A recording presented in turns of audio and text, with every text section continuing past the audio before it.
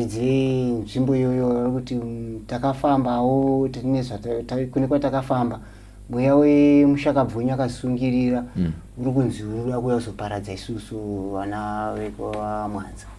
Mwanza ndio Masabhuku. Ndio Masabhuku ikoko. Mweya wemufi mati anonzi mufi zve Christ wish. Mweya wa Christ wish uda kuparadza vekwaMwanza. Kazhinji kacho munhu anomukira iri ngozi achimukira vanhu vanenge vamuuraya. VekwaMwanza vari kumukirwa nemweya wa Christ wish chirudzi. Ipapa ndiwo zviri kundinetsa Mr. Sly, saka ndauya kuno kuti veruzhinji vatibatsirewo tinzwewo kuti ipapa pari kufambiswa sei. Ivo vari kuti vane kwavakatofamba, ivo vari kuti vakafamba vakangofamba kufambira nhamo yekwana Christ wish. Ivo vari Masabhuku vakangozvigarirawo kwakufamba. Vakafamba nevanhu vemhuri yenyu here? Kwete, vakafamba vega. Vanzi vari kuda mombe, ripai mombe zvobva zvapera. Kana mava pamombe ivo vachaita sei kumweya wehama yenyu yakashaya yakazvisungirira? Vachaita sei Sabhuku? Ipapa ndipo pandisiri kuziva kuti vanozvifambisa sei, kana mombe yacho vanoipira vachiti kudii. Handisi kuziva chivanhu chedu, sisi tiri vana vadiki, taita vadiki nacho chivanhu ichi. Tosaka tapira nyaya kwamuri kuti kana pane vanokwanisa kutibatsirawo panhau yakadaro ngavati sei ngavari kutibatsirewo. Looking for professional home care support for your loved ones? At Sheltering Arms Community Care, we provide compassionate care for the elderly, people living with disabilities, and those needing mental health support. Our services include home care, live-in care, hospital assistance, respite care, medication management, and life skills development. We also offer an alcohol and drug rehabilitation facility, helping you live independently with dignity and confidence. Visit us at Falcon Estate, Teen World Harare, or call us or visit our website on the information displayed. Sheltering Arms Community Care, fostering independence, improving lives.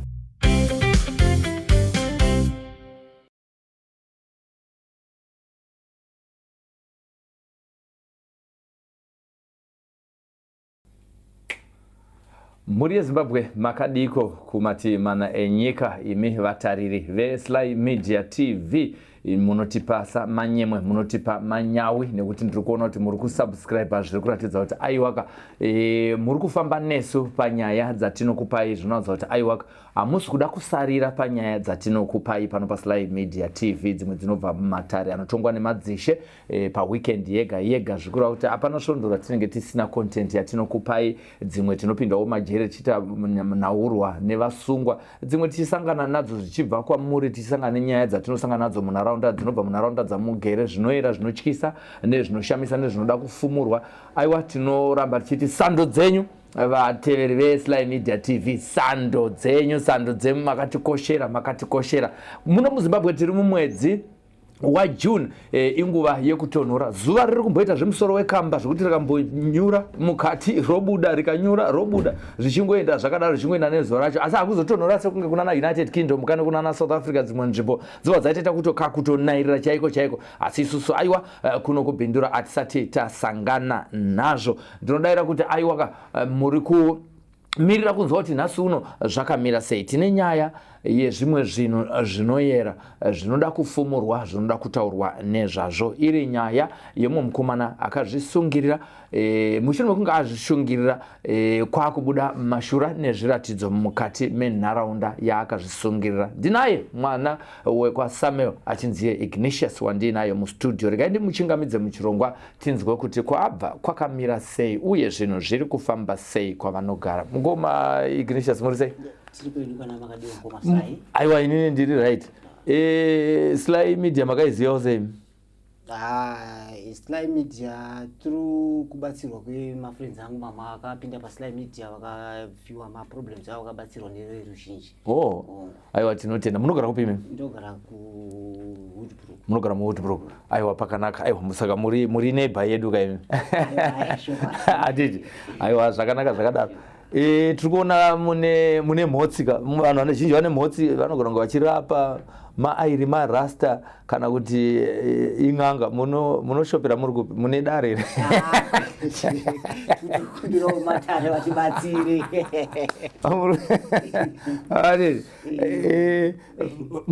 makataka kuita rasta rini tikutotaura zvedu nyaya tichiitawo mapo rasta iyi ndakabvira kare ndichiri mudiki zvokugerwa musoro izvi ndanga ndisingazvifariri musingazvifariri mamusinganetsani vabereki because vabereki vedu vakudhara kavaitigirwa muparavara ndizvozvo ndosaka patakazoyaruka mani ndikati aiwa rege ndichiita sei ndofunga I think culture because ndakabvira kudhara zvokugerwa izvi musingambozvifariri alright nhasi uno mauya kwatiri kuno ku Sly Media TV muri pane nyaya iri kuitika mumhuri menyu chii chiri kuitika Mukoma Ignatius maita zvakanaka Mukoma Sly nyaya iri kuitika ndeyekuti tina sekuru vakazvisungirira tataita zvese zvatakaita kuenda mapurisa ndobva varigwa vanga vane makore mangani 24 years 24 inga sekuru vakashaya vari mudiki nematambudziko aiwa akawanika ndirini wavakazvisungirira last month inga unyoro huno zvekuti hausati kwatiitwa memorial yavo tisati taita right mamuri kupfuurira mberi nekutsanangura zvakaitika vazvisungirira ndobva zvese mapurisa postmortem ndobva taviga postmortem yakauya chitichi yachiti aiwa vazvisungirira hapana kunzi pane foul play here kuzoti munhu anozvisungirirwa ivo ambenge apondwa no vakasungirira kupi pai kumiriwo mine panonzi pamhindi achitange namo paploti Muriel mine iri kupi muno muZimbabwe Muriel mine Mashonaland West wakuenda kunharaunda kune matauni kana kuti maruzeva api Banget Chinoi ndokwa kune Muriel mine ikoko vakasiya vanyora tsamba here sekuru havana kunyora tsamba vanga asiri married munhu anga achiti kukura 24 makore chakakonzeresa kuti vazozviuraya chii havane shamwari here kana hama yavakataura nayo nezvekuti aiwa inini ndafunga hangu nditore upenyu hwangu sofa pane shamwari dzavo dzese hapana takabudza kubvunza kuti pane wavakasiya vaitawo meseji vese vakatokanukawo nazvo nekusungirira kwavakazviita kana iye hana kana mashoko aimbotaura ekuti inini zvangu zveupenyu zvandinetsa chichi kana kuti since handina vaiuya taisangana pano nepapo hangu but mukusangana kwedu handina hangu mashoko andakambonzwa hangu kana kunditi tine problem yakati hapana alright tandiri kubvunza kuti vakasungirira kumurira mine iko kwandiri pavakazvisungirira pai mumba panze mumuti mhera mechivanze pamuti panoperera yadhi pamene miti yemengo ndoko vakazvisungirira izvi zvakaitika munguvai kuma 3-4 am kwakunoedza vanhu vakarara vakazvisungirira nei vakashandisa chii rope ndeni akazvitanga kuzviona mani vavaigara navo tete vacho vaigara nasekuru ndovakatanga kuzviona kusini vada kuita basa kuzviona munhu aasvita sei asungirira imi shoko rakazosvika sei manje kwamuri mamuri kupiwa imimi ndandiri kuno kupindura kubasa vakatozofona ndopatakazviziva kuti vasungirira shame paya maungana parufu machengeta munhu postmortem yati zvishuwa munhu azvisungirira chanetsa chiye zvinezvi pachine mwedzi ndezvemwedzi wakapera mabvunza wakanaka Mr. Sly chiri kunetsa iko zvozvo ndechekuti tiri mukati mekufamba kuda kuziva kuti chii chaitika varidze nzvimbo iyoyo kuti takafambawo kune kwatakafamba mweya wemushakabvunyu akasungirira uri kunzi urikuda kuuya kuzoparadza isusu vana vekwamwanza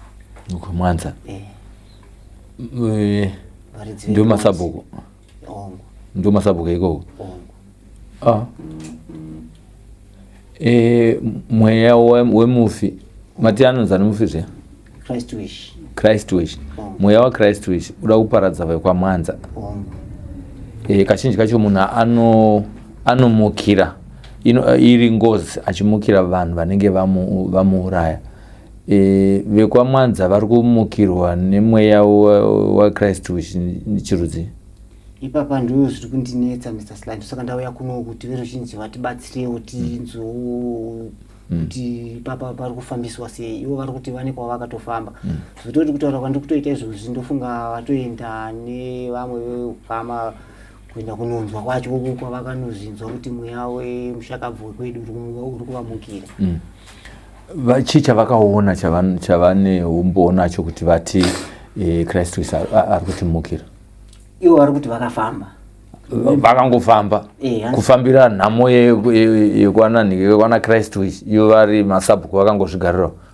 kwakufamba vakafamba nevanhu vemhuri yenyu kwete vakafamba vega izvozvi zvanhasi ndo pari kutotofamba nemhuri yedu nevekwedu wacho Mukoma Iglesias pane kusabuda pachena kupamwe kwamuri kuita imimi muri kuti vanhu havakangofamba kuti maraini mafiwa ndobva vati vadzoka vachitaura kuti hama yenyu ida kuti mukira hongu kutaura kwandiri kutoita Mr. Sly ndosaka ndauya kuno inizvi kutondikachamadza isusu titori muprocess izvozvo kuda kuti tizive kuti mukomana akasungirira sei ivo ndobva vauya nemeseji vachiti isusu mweya wemushakabvu wenyu uri kutenderera muploti yedu saka tanziti uda kutiparadza saka tibhadharai nemombe pakutenderera chii chavakaona handisi kuziva ipapa Mr. Sly kuti ivo vakazvifambisa sei inini last week ndandiriko ikoko vakatotaura vaitotifunga pamwe mari yaita sei yauya vavopa vakaona mudzoka kuti imi masvika ikoko asi pavakafamba havana hama yenyu yavakafamba nayo havana futi kuzokuudzai kuti tine zvakati zvatiri kusangana nazvo uyai tifambe havana hachizi chisabhuku chongoda ngodyika marera ipapa ndosaka ndati kana pane vanokwanisa kutibatsirawo vatibatsire mamugeresai nevanhu vekwamwanza apa nguva ise tandakagarisana mune zvakanaka isusu ndo patakatokurira takatosiya wana mbuya vachiriko ikoko kutodzoka kumamana kunoona kuti zvakamira sei takabvako ikoko takazonotsvagawo kuno but ndo matakakurira imomo panguva iyoyi yezviri kuitika munharaunda iyoyi tinoziva kuti kana munhu achinge ashaya panogona kutemwa muti wacho kana achinge azvisungirira pamuti izvo zvakaitwa here Mukoma Sly kuitwa zvakaitwa through police asi pane chihafu chakasara ichocho chakanzi naSabhuku achifanira kupukira munofanira kuchigobora tada kuchigobora ndo pavakazouya zvikanzi ino hamuchigobore ichocho pasina mombe pari kudiwa mombe yekuripa saka ndo patakazomirira ipapo achina kugoborwa nanhasi vakatiwo chikapukira chimuti ichocho imhosva munharaunda medu muno makatanga kubukirawo chikatanga kumera masakatirwa chimashooting's zvanzi imhosva apo kuti chiteme vakaramba zvanzi iri paine mombe parudiwa mombe yekuripa pakatanga kutaurika nyaya iyi munharaunda yenyu imimi kune here vamwe vanhu vanotaurawo zvekuti Sabhuku anotidai zvekuti anoratidza kuti munhu ane tunyaya tinongoda mari so zvaingotaurika kana kurufu kana panharaunda iyoyo kutaurika zvinotaurika vanhu vari kuti zvimwe zvaanoita ndezvekuita kutaurika zvinotaurika hazvo kuzi ukaona kana pane pakuviga kwacho patakavigira pacho ambodzi musamuisira apa muisei kumberi kune mamwe makuva uko chichi kutozoona vega kuti zviri kuitika zvacho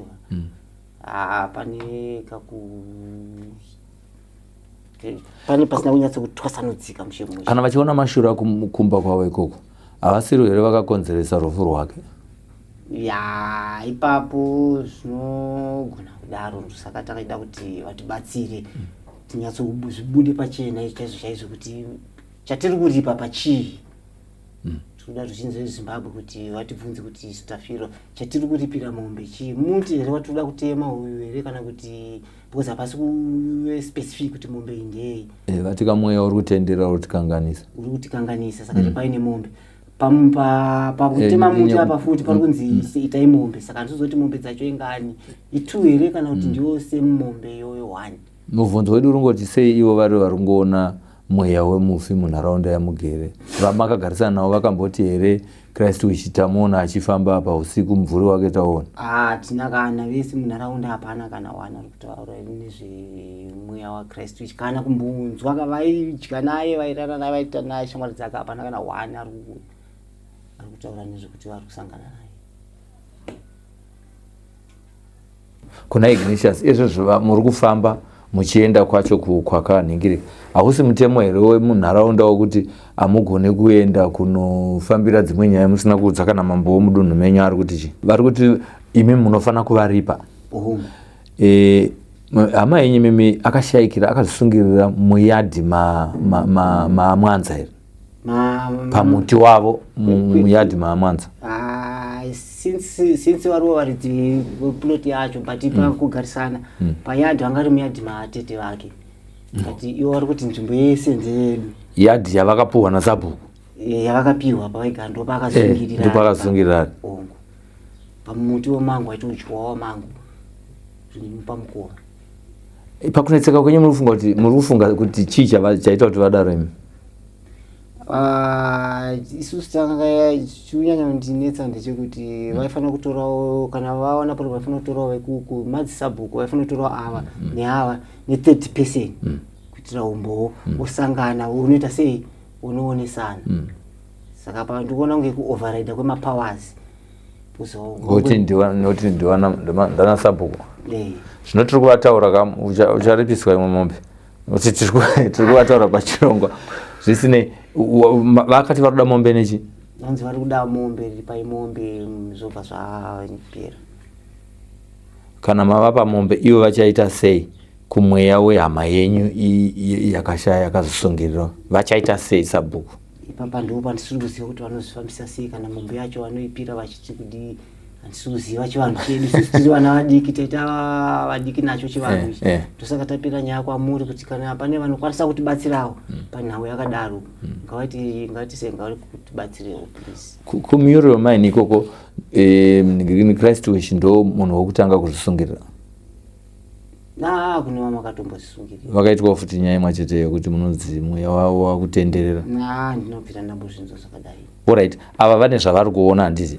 Vari kuona mashura kwavariwo havasina kubuda natsobuda pachena, vangoti mweya wako uri kutenderera. Vana kutaura kuti uri kuvatistep chii, kana kuti uri kupisa dzimba here, kana kuti pane munhu akasvikirwa here, havana kutaura kudaro handisi? Imimi mumusha menyu kubva paakazvisungirira mushure mekunge mamuchengeta pane mashura amuri kusangana nawo here? Hatina kana eni. Alright, imimi semhuri atidzokerere zvakare mati mafamba here munzwe kuti chakaita kuti mukomana azvisungirire chii? Tanga tiri muprocess yekubatanidza mari nokuzovawo kufamba kune uchida munhu wakaita sei. Kana mapositori nenge Ignatius anoda futi mari yekuti mubvunzire kuti vakubhadharisa vese vese? Hanzi dzendiro unokanda iwe yendiro hainenge yakawanda zvakaita seIgnatius yekuti unogona kutumira izvo zvipaiko keshi wotiendai kwamadzibaba acha kuti variko kunharaunda yekumuriro wemaini iko mapositori ari kwese kwese but pakufamba manje ndiwo kwana mai avatengi chivabatsirawo nemari vari kufamba vakaita chi seka chikwata. Ava tati kuti musati maenda pachikwata chadaidzirwa nokwamwanza ichi imimi muri mega pachezvenyu kungoti endai nemari yendiro imumboenda pamhira apo pasowe riya rekwanhingi riya riri mutora shanga kana kuti riri mubhangeti kana muchinhoi pedyo nepanharaunda pamugera, asi hakuna maprofita iko kunenge anga chete maprofita ariko but unenge uchitsvaga munhu profita anoenderana nawo nenyaya dzipi idzodzo. Kana nganga dziriko kana tinganga munongosvika woisawo mari yako mundiro kana $20 kana chii dzekumuchadzidhurika kunge dzemutaundi dzinoti toda $100. Muri kuparonga sei pamakapafambisa zimabva maita varombo zvokudaro here Ignatius? Kwete tichiri muprocess bhozi hama manje dzinogara kwakasiyana siyana. Uyo anenge nemhuri yake, uyo ane mhuri yake kuti vasangane pambuya pepai wasiya mhuri uyo asiyawo mhuri maunganidza papi samada kufamba makadai semhuri vanofanira kufamba semhuri kuti vanonzwa munharaunda macho vanenge achitaura kuti kwakati ndokwatinomuzivira ari hauzonoita swika woshandira ubva wadzoka unoitawo 2 days 3 days muriko handiti mona. Saka ndiwo mari dzacho dzanga taita sei tichiunganidza handiti. Imimi chikumbiro chenyu chaicho chiri pamwoyo penyu ndoziva kuti mambotitaurei ndechekuti mubatsirike sei nemhuri yeZimbabwe vari kukuona izvinezvi paSly Media TV?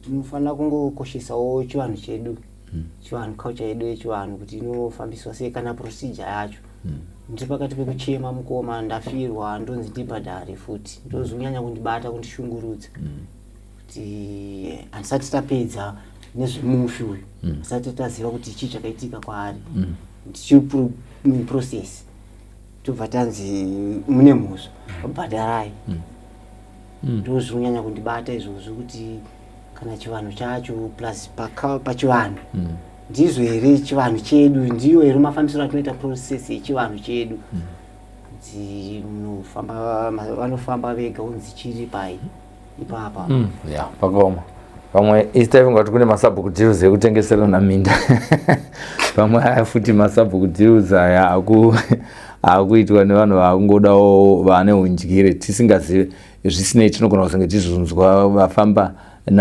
nevekwamwanza vachona vekumba kwenyemimi kuti kwavazofamba ikoko vaudzwa zvekuti chii zvino tisingazive kuti kung'anga kwacho kwavari kuenda yasarudzwa nani nevekwamwanza kana kuti nemi ivo vanotanga vaenda kune n'anga yavo yakavaudza so kana tisina kugutsikana nazvo we are now moving forward kune vamwe kuvakaramba vakati kwatakaenda ndizvozvo hazvisiyane nekumwe munoita se tinge takutokumbirawo vemutemo kana hurumende kana zinata chaiyo chaiyo